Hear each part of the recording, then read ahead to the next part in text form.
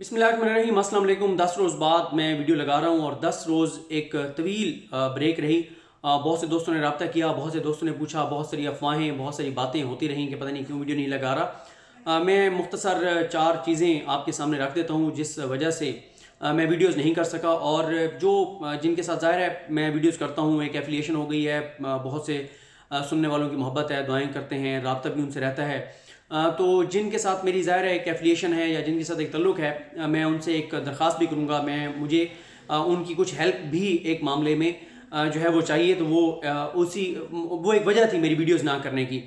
सबसे पहली जो वजह थी जिस पे मैं एंड में मतलब तफसील से बात करूँगा। अभी मैं मुख्तसर आपको 4 वजूहात बता देता हूँ, लेकिन उस पर मुझे तफसील से बात करनी है क्योंकि वो मसला मैं समझता हूँ कि पाकिस्तान के सबसे बड़े मसाइल में से एक वो मसला है। और अगर ये एक मसला ख़त्म हो जाए तो पाकिस्तान को आगे जाने से कोई नहीं रोक सकता, और वो है हमारा अदालती निज़ाम, इंसाफ का कत्लेआम। मेरे दोस्त मुरीद अब्बास जिनका जुलाई 2019 में कत्ल हुआ, और मैंने फिर उसके बाद वीडियोस भी की, उस वक्त बात भी की। मैंने वीडियोस में तफसील से बताया हुआ है मेरा उनके साथ क्या ताल्लुक़ था। बोल टीवी पे वो थे मुरीद अब्बास साहब, और अभी भी ईद का पहला दिन उनके घर ही गुजरा, उनके भाइयों के साथ, उनके वालिद साहब के साथ, उनकी फैमिली के साथ। तो मुरीद अब्बास के 2 कातिल जो हैं वो गिरफ्तार थे। 10 माह हो गए हैं, कातिलों पर फर्द जुर्म तो आयद नहीं हो सकी, लेकिन कातिलों में से एक कातिल को सिंध हाई कोर्ट ने जो है वो जमानत दे दी है।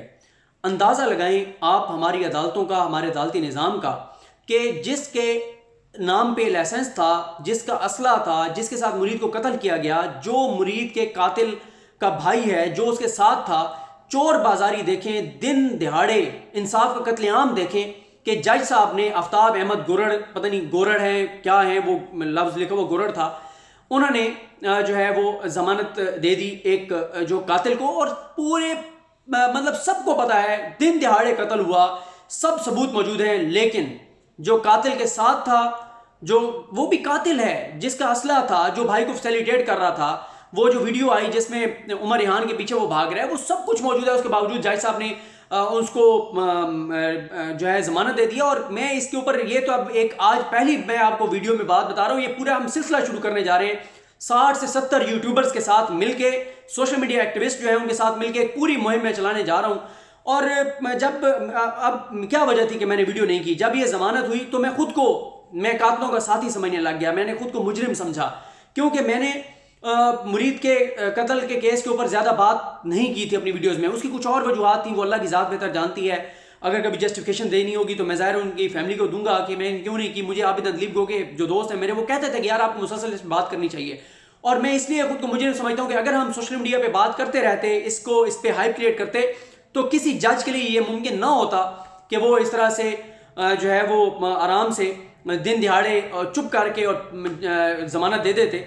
क्योंकि आपको पता है कि लाहौर हाई कोर्ट ने जब सादत अमीन को रिहा किया, जमानत दी, वो जो चाइल्ड पोर्नोग्राफी का मुजरिम था, सोशल मीडिया पे मुहिम चली। सोशल मीडिया की मुहिम का नतीजा ये निकला कि दोबारा लाहौर हाई कोर्ट ने उस केस को फिक्स किया और खामोशी के साथ फैसला वापस ले लिया।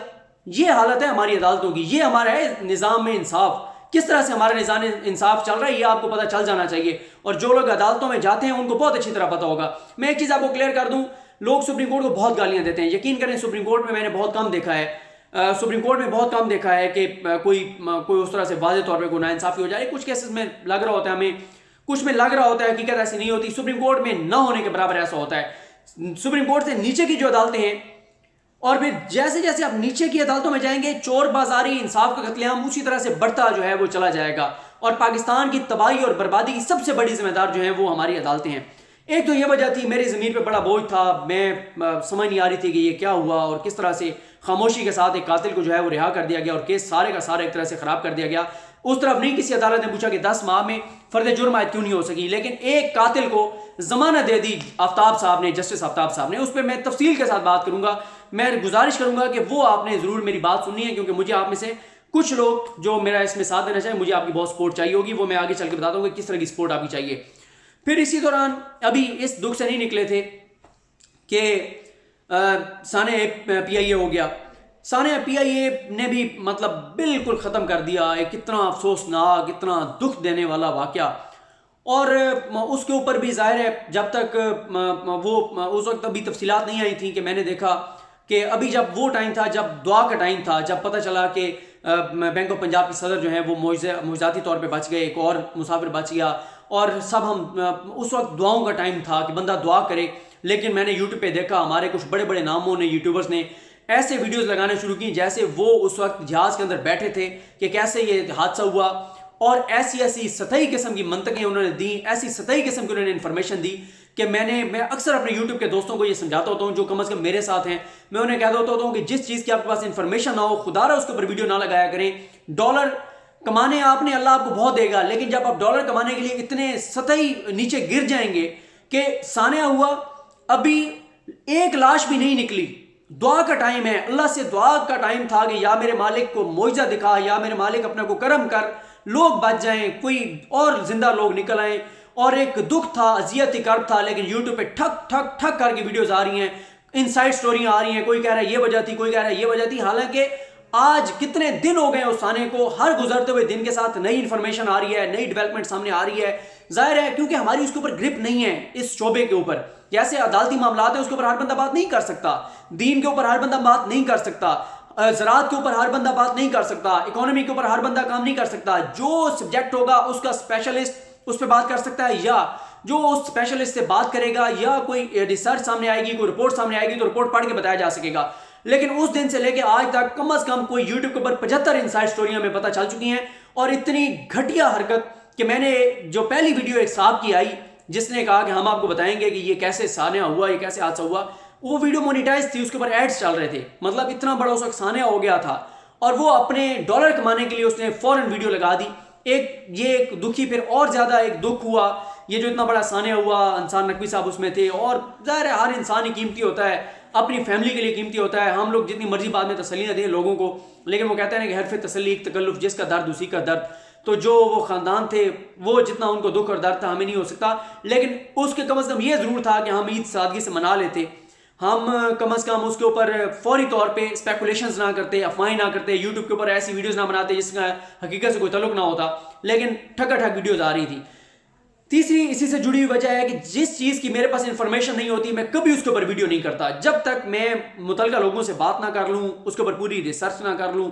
गलती मुझसे भी हो सकती है, मैंने बहुत सी गलतियाँ की होंगी, लेकिन अल्लाह ताला मुझे माफ़ करे, मैंने कभी ये कोशिश नहीं की कि जल्दी में बस ये एक इशू है as soon as possible video लगा दो ताकि व्यूज़ आ जाएँ, डॉलर आ जाए। ये इंतहाई घटिया सोच है, ऐसा नहीं करना चाहिए। लेकिन हमारे बड़े बड़े नाम इस धंधे में जो है इस वक्त लग चुके हैं।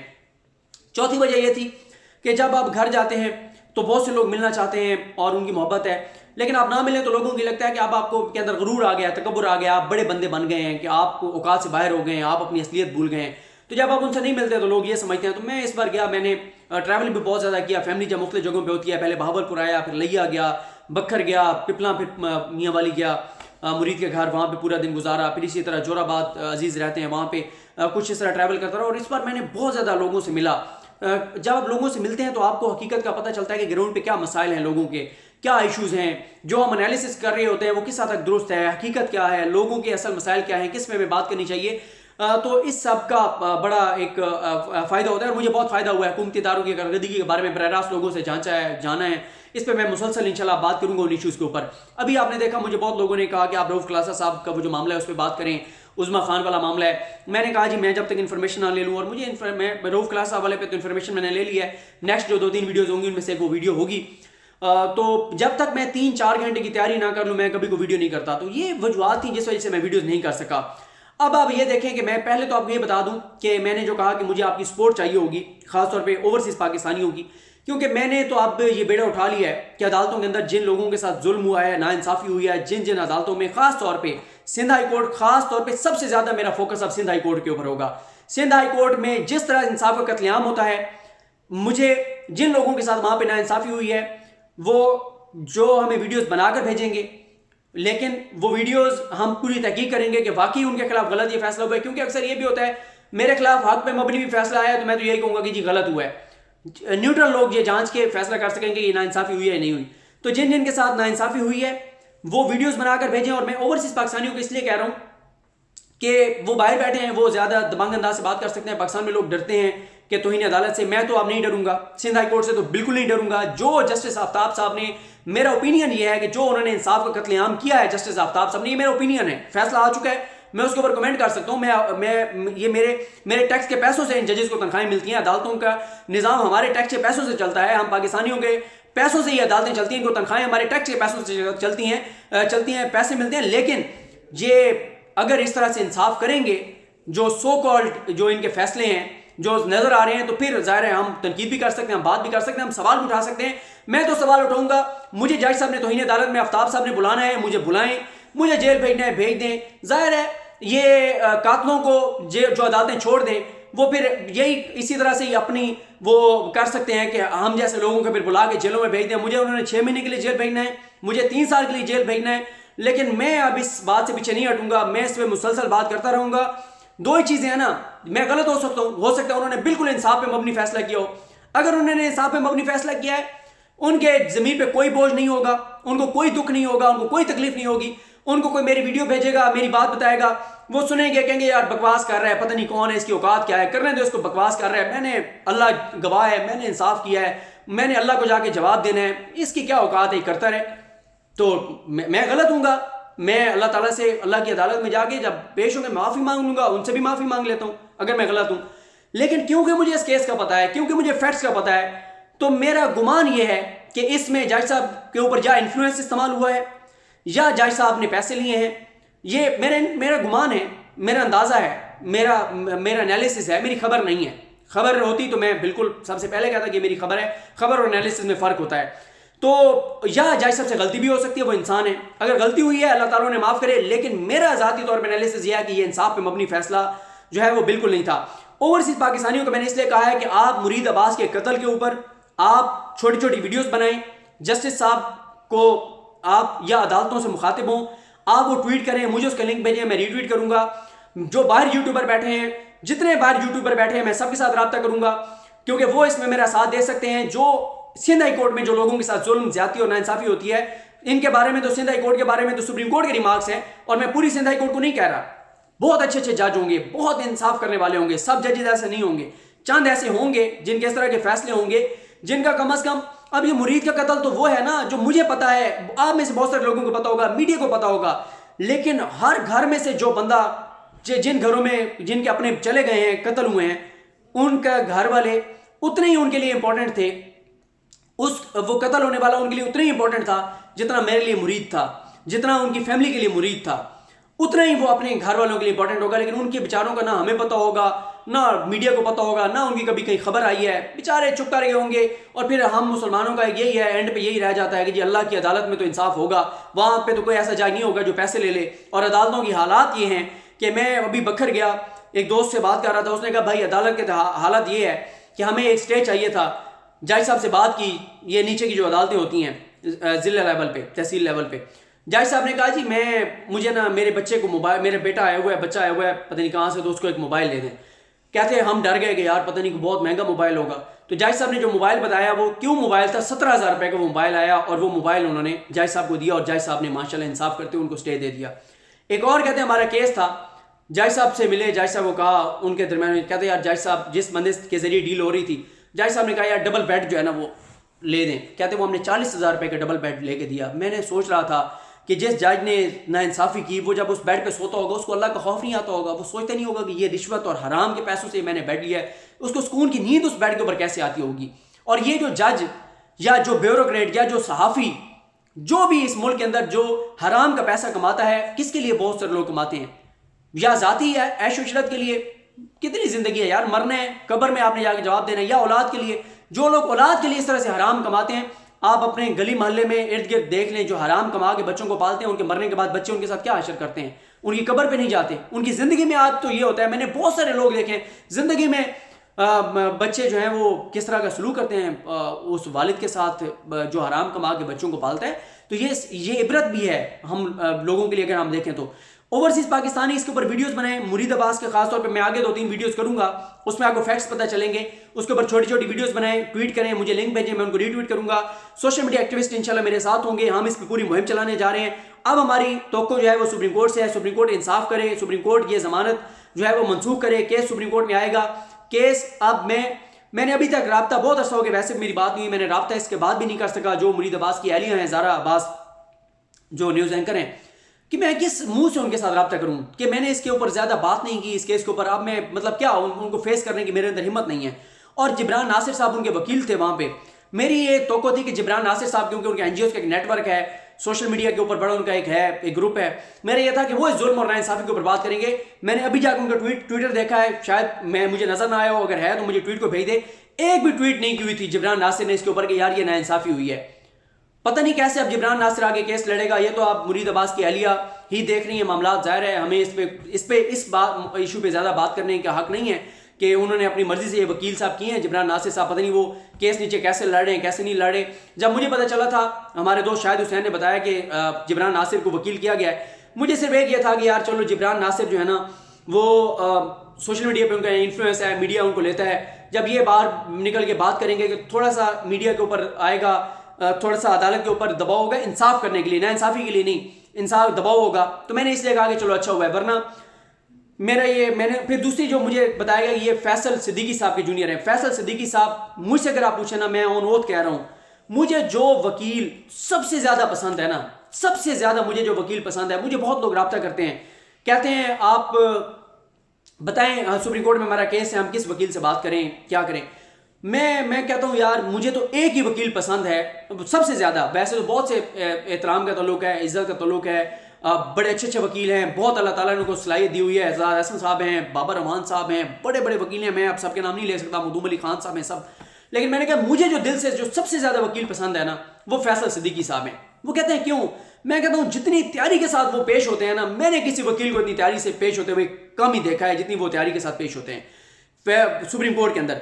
फैसल सिद्दीकी से मुझे बताया गया कि फैसल सिद्दीकी साहब के जूनियर हैं। मैंने कहा शायद अगर उनके जूनियर हैं तो जाहिर है, अब मुझे नहीं पता फैसल सिद्दीकी साहब के साथ वो जूनियर उनके हैं नहीं है, या फैसल सिद्दीकी साहब को इस केस में ऑन बोर्ड लिया गया या नहीं लिया गया। लेकिन फैसल सिद्दीकी साहब, मैंने पहले दिन से जब शाहिद हुसैन ने मुझसे रब्ता किया, कहते हैं ये बताएं यार क्या, मैंने कहा यार शाहिद भाई मेरा ये ख्याल है कि सबसे पहले जाके फैसल सिद्दीकी साहब से मिलना चाहिए था, लेकिन ये मामला उनकी फैमिली पे, मुरीद की फैमिली पे इसलिए छोड़ दिया था कि मुरीद की फैमिली बेहतर फैसला कर सकती है। मैं कहूं कि फैसल सिद्दीकी साहब को कर लें, कल को फैसला कुछ और है, वो कहें जी हमें तो आपने कहा था। डॉक्टर या वकील के बारे में मशवरा कम ही देना चाहिए, क्योंकि आप डॉक्टर का मशवरा देते हैं फलां के पास चले जाएं ऑपरेट करवाने, वो कोई चला जाए, कोई खुदा न खास्ता कॉम्प्लिकेशन हो जाए, वो कहते हैं हमें तो आपने कहा था। इसी तरह वकील का भी मामला होता है।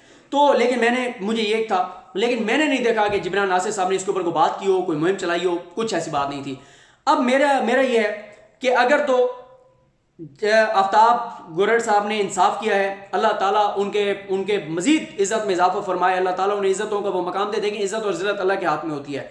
मेरी सोशल मीडिया पे मुहिम चलाने से उनकी इज्जत जिल्लत में कोई फर्क नहीं आएगा, ये अल्लाह के हाथ में होती है। हाँ अलबत्ता कम अज कम मेरा ज़मीर मुतमईन नहीं होगा कि मैंने अपने दोस्त के लिए आवाज़ बुलंद की, और मेरा जो एक ज़ाती राय है कि इसमें इंसाफ का कत्ल हुआ है, कम अज कम मैं अपने ज़मीर के मुताबिक जो है वो काम करूँगा। अगर उन्होंने इंसाफ किया है, अल्लाह ताला उनके इज्जत में मर्तबे में इजाफा फरमाए। और अगर उन्होंने पैसा लिया है, अगर वो इन्फ्लुएंस में आए हैं, अगर गलती हुई है फिर भी अल्लाह ताला उन पे करम करे, अल्लाह ताला उनकी इज्जत में इजाफा करे। गलती इंसान से होती है। अगर उन्होंने पैसा लिया है, अगर वो इन्फ्लुएंस में आए हैं, तो पहली तो बात यह है कि मैं अल्लाह से दुआ करता हूं कि अल्लाह ताला उन्हें हिदायत दे, मजीद किसी केस में वो नाइंसाफी ना करें। और अगर अल्लाह उन्हें हिदायत ना दे तो कोई जज हो जो कत्ल के केसेस में नाइंसाफी करे, कोई सहाफ़ी हो जो जालिम का साथ दे, मजलूम के खिलाफ जाए और अपने कलम के जरिए, अपनी आवाज़ के जरिए जालिम का साथ दे, या कोई ब्यूरोक्रेट हो या कोई पुलिस वाला हो जो कत्ल के केसेस में पैसे लेके कातलों का साथ दे। इन चारों के लिए मैं ये कहता हूँ अल्लाह इन्हें या तो हिदायत दे, अगर इनको हिदायत नहीं मिलती अल्लाह ताला इन्हें इस दुनिया में भी इबरत का निशान बना दे, तबाह और बर्बाद कर दे, इबरत का निशान बना दे। और इस दुनिया से जाने के बाद ये चार जो लोग हैं और बाकी भी जो इस तरह के कत्ल में पैसे लेके, इन्फ्लुएंस लेके नाइंसाफी करते हैं, चाहे वो वकील हों, जज हों, या वो सहाफ़ी हों, या वो ब्यूरोक्रेट हों, पुलिस हो, अल्लाह करे कि ये लोग, और इंशाल्लाह ऐसे होगा, ये जहन्नुम के सबसे निचले दर्जे में हो, सबसे निचले दर्जे में हो जहन्नुम के। और अल्लाह ताला इनका ये जो हराम का पैसा है, ये मैं ये नहीं कहता इनके बच्चों के ऊपर लगे, उनका क्या कसूर है बच्चों का, क्योंकि बच्चों को भी जब वो होश संभाले और उनको नज़र आ रहा हो तो वो उनको भी वालिदैन को कहना चाहिए। और ख़ासतौर पे बीबी का किरदार ऐसा होना चाहिए कि वो अपना खामिद, जब उसको पता हो कि हराम कमा के आ रहा है, उसको कहना चाहिए उसको कि ये हराम तुम कमाना बंद कर दो। तो मैं ये भी नहीं कहता कि उनकी बीवियों पे लगे, उनके बच्चों पे लगे, लेकिन उनको खुद अल्लाह ताला इबरत का निशान बना दे और जहन्नुम के सबसे निचले गड़े में वो हों। ये मुरीद के केस के ऊपर मैं मुसलसल वीडियोस करूंगा, आप देखेंगे, मैं आपके सामने अपना केस रखूंगा, फिर आपको अंदाज़ा होगा। और मैंने आपको कहा ना कि ये बड़ा असर होता है सोशल मीडिया का बहुत असर होता है कि फिर इस तरह आसान नहीं होता किसी के लिए डंडी मारना, क्योंकि वो बात हाईलाइट हो रही होती है और इनको एक डर होता है। अल्लाह का खौफ नहीं रहा, अल्लाह का डर नहीं रहा, सोशल मीडिया का डर बहुत होता है, लोगों का बहुत डर होता है। और मैं इसके ऊपर मैंने कहा ना कि अभी तो ये 20 मिनट की मैं देख रहा हूँ वीडियो हो गई है, बहुत लंबी हो गई है, माजरत। लेकिन मैं आपको बताऊंगा 10 माह में क्या क्या खिलवाड़ होते रहे हैं, किस तरह इंसाफ का कत्ल होता रहा है, किस तरह अभी तक फर्द जुर्म नहीं हो सकी, किस तरह से इनके वकील वहां पे कातलों के पेश नहीं होते। और इस सब के बावजूद, और ज़ारा जो हमारी भाभी हैं उनको धमकियां मिली, शाहिद हुसैन जो रिपोर्टर है जो कवर करता है इस केस को सबसे ज्यादा, शाहिद हुसैन को धमकियां मिली, जिसने उमर रियान ने गवाही दी उसको धमकियां मिली, इनकी फैमिलीज को धमकियां मिली। इतना कातिल बासर है, उसके पास इतना पैसा है, वो इतना पैसा फेंक रहा है, इस सब के बावजूद कातिल को जमानत मिल गई। आप अंदाजा लगा लें, ये हमारे मुल्क की अदालतें हैं, ये हमारे मुल्क का निज़ाम है, ये सूरत हाल है हमारे मुल्क की। जिसके पास पैसा है वो वो बैठा था उनके पास, हनीफ फिरोजी साहब हैं, हमारे दोस्त हैं, गुलाम मुर्तज़ा सादिक उनके वालिद हैं, थर्ड टाइम्स बखर और अखबारात का काफ़ी उनका है काम। मैंने उन्हीं के अखबार से एक तरह से जर्नलिज्म का स्टार्ट किया था, सीखना शुरू किया था। हनीफ फिरोजी साहब ने बड़ी प्यारी बात की। अंकल हनीफ फिरोजी कहते हैं कि इस मुल्क का अलमिया ये है कि कातिल से ज्यादा मकतूल की फैमिली को पैसा लगाना पड़ता है। कातिल तो उसके पास वो बासर होता है, उसके पास पैसा होता है, वो बड़ा वकील करता है तो मकतूल को उससे बड़ा वकील करना पड़ता है इंसाफ लेने के लिए। कातिल से ज्यादा मकतूल के पैसे लगते हैं और एंड में फिर भी मकतूल हार जाता है और कातिल जीत जाता है। ये हमारे मुल्क का निज़ाम है, ये हमारे मुल्क का निज़ाम इंसाफ है। तो चीफ जस्टिस पाकिस्तान जस्टिस गुलजार साहब को नीचे की अदालतों के मामला देखने चाहिए और खास तौर पे सिंध हाई कोर्ट का मामला देखना चाहिए। इसी केस को केस जो है ना वो स्टडी बनाएं, इसको टेकअप करें, इसको देखें कि कैसे इसमें खिलवाड़ हुआ है, क्या हुआ है इसमें, और इसको इस पे देखें। बाकी अल्लाह की अदालत जो है उसमें तो इंसाफ होगा। लेकिन इंशाल्लाह मैं मुहिम स्टार्ट कर रहा हूँ, 60-70 यूट्यूबर्स हैं, सोशल मीडिया एक्टिविस्ट हैं, हम मुरीद के कत्ल पे बात करेंगे, पूरी मुहिम चलाएंगे। पाकिस्तान में जो लोग हैं, मैं उनकी दोस्तों की मजबूरियाँ समझता हूँ, सब लोग तौहीन अदालत से डरते हैं, शायद खुल के बात ना करें, लेकिन बाहर जो बैठे हुए यूट्यूबर्स हैं उनको मैं इन्फॉर्मेशन भी दूंगा, वो मुझसे रब्ता करें, मैं उनको इन्फॉर्मेशन भी दूंगा, वो भरपूर इस पे बात करें मुरीद अब्बास के कत्ल पे, बाकी जो पाकिस्तान में जुल्म होता है, जो अदालतें जो कुछ करती हैं, और ओवरसीज पाकिस्तानी जो है छोटी छोटी वीडियोस बनाए 1.5-2 मिनट की मुरीद अब्बास के कत्ल की, जो आगे मैं 3-4 वीडियोस बनाऊंगा, उसमें से सुन के मुझे वो ट्वीट करें, मुझे लिंक भेजें, मैं उसको रीट्वीट भी करूंगा और उसको हाईलाइट भी करूंगा। ये वजूहत थी जिस वजह से मैं वीडियोस नहीं कर सका। ये हमारे मुल्क का निज़ाम इंसाफ है। जिनको अदालतों में जाने का इतफाक हुआ है उनको पता होगा, लेकिन बाकी आप लोग भी सुन लें, जो नहीं गए आज तक, अल्लाह ताला ना लेके जाए आपको पाकिस्तान की अदालतों में, पाकिस्तान के अस्पतालों में, पाकिस्तान के थानों में। अल्लाह ताला आपको महफूज रखे। ये वजूहत थी, मुझे अपनी दुआ में याद रखें। वीडियोस का सिलसिला मैंने शुरू कर दिया है। नेक्स्ट जो वीडियोस होंगी उसमें रऊफ क्लासा साहब के हवाले से जो सोशल मीडिया में चल रही है उस पर भी बात होगी। मुझे अपनी दुआ में याद रखें। अल्लाह करीम हम सब कामयाब नासो। अल्लाह हाफिज़।